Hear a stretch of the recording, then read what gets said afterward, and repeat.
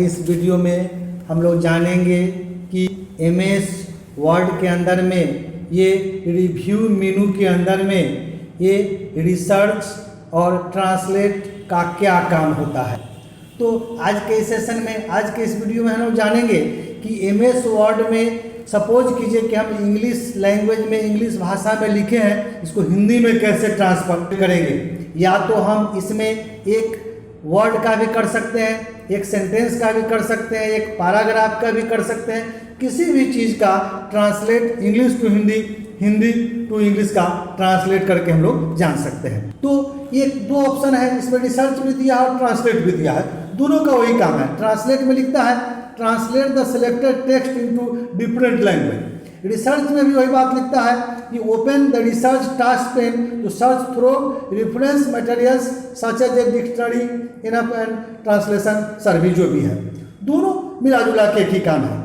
तो अगर ये डायरेक्ट हो जा रहा है तो ठीक है, नहीं तो एक बार ध्यान देंगे कि इसके लिए, इसको करने के लिए इंटरनेट रिक्वायर्ड होगा, इंटरनेट जरूरी है, इंटरनेट का कनेक्शन होने चाहिए तो आपका ये काम करेगा।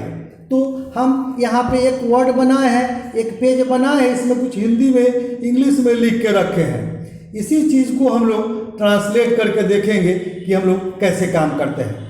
तो हमारा बना हुआ है, सपोज कीजिए कि इसको हम लोग कॉपी करके इसको हम अलग में ट्रांसलेट करके देखते हैं। तो कंट्रोल सी से कॉपी कीजिए, कंट्रोल एन लेते हैं और कंट्रोल वी से हम पेस्ट कर देते हैं। तो हमारा एक सेंटेंस हो गया, ये इंग्लिश में लिखा हुआ है, इसको हम हिंदी में ट्रांसलेट करना चाहते हैं, या हिंदी में लिखा गया था इसको हम लोग इंग्लिश में ट्रांसलेट करना चाहते हैं। तो ये कंसेप्ट हम लोग इस रिव्यू मेनू के अंदर में रिसर्च या ट्रांसलेट के माध्यम से करेंगे। तो सबसे पहले हम ये कंप्यूटर लिखे हैं, व्हाट इज कंप्यूटर को हम लोग ब्लॉक बनाते हैं। इसका मतलब क्या है, आप यहाँ से ट्रांसलेट खोलिए, जो ही ट्रांसलेट खोलेंगे तो देखिए यहाँ पे दिया, यहाँ पे हमने लिखा है, यहाँ पे व्हाट इज कंप्यूटर ट्रांसलेशन करेगा, यहाँ पे लिखा हुआ ट्रांसलेट ए वर्ड और sentence from Hindi to English.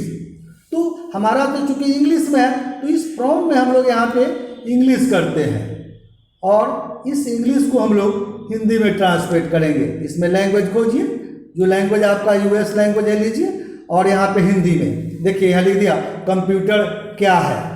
Suppose कीजिए कि आपको यही पेज चाहिए तो आप कॉपी कर लीजिए और इंसर्ट कर दीजिए यहाँ से, और नहीं चाहिए तो यहाँ से आप कॉपी कर लीजिए।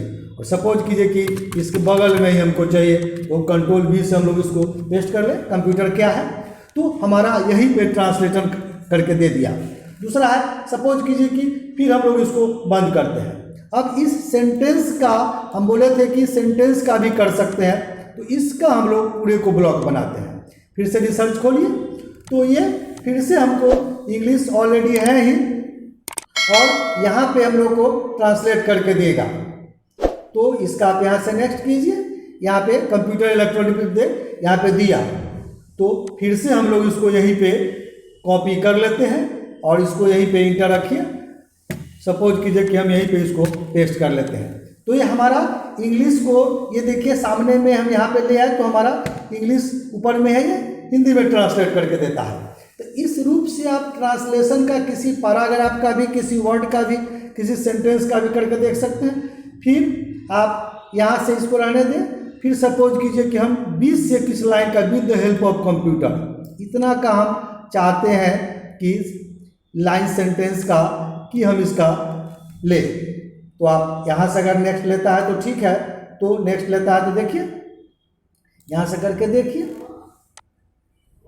तो ये नहीं लिया तो इसको आप फिर बंद करते हैं। फिर से ब्लॉक बना के आप रिसर्च पे चलिए, यहाँ पे विद हेल्प ऑफ कंप्यूटर का यहाँ पे ट्रांसलेट करके दिया, इंग्लिश टू हिंदी हमको करना है। फिर वही बात है जो यहाँ से हम लोग इसको इंसर्ट भी कर सकते हैं, तो ये दिया।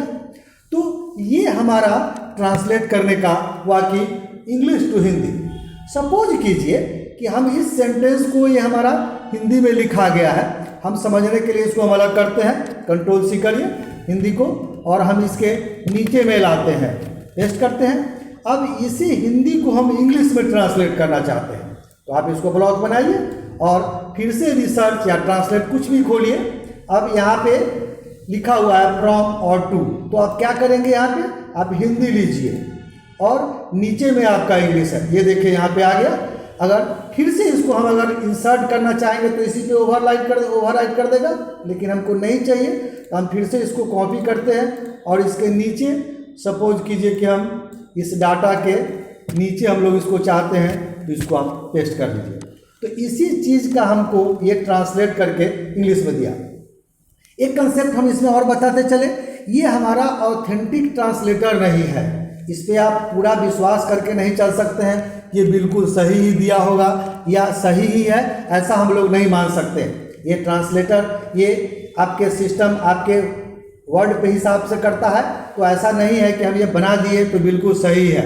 ये ऑथेंटिक आपका ट्रांसलेट करके देता है, इसको सोच समझ के आप कहीं यूज करेंगे, अपने हिसाब से काम करेंगे, ये आपको ज़रूरी है।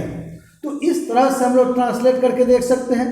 तो इसी हिसाब से सपोज कीजिए कि हम यहाँ पे एक मेरा वर्ड है, इसको हम ब्लॉक बनाते हैं और यहीं पे लिखा हुआ है ट्रांसलेट ऑप्शन, इसके बगल में आप आते हैं तो यहाँ पे लिखा है ट्रांसलेट द होल डॉक्यूमेंट।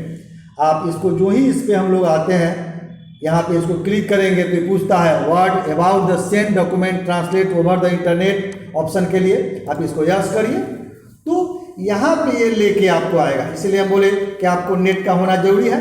ये देखिए जो भी हम ट्रांसलेट जैसे किए हैं सारा यहाँ पे दिखता है, वेब ट्रांसलेटर आप इसको कह सकते हैं। यहाँ पे लाया और इसके ऊपर आप जब लेके आइएगा यहाँ पे तो दिखता है, यहाँ पे आप लेके आए तो आपका वर्ड दिखता है कि किसका क्या काम है, यहाँ पे आपको दिखता है इस टाइप से।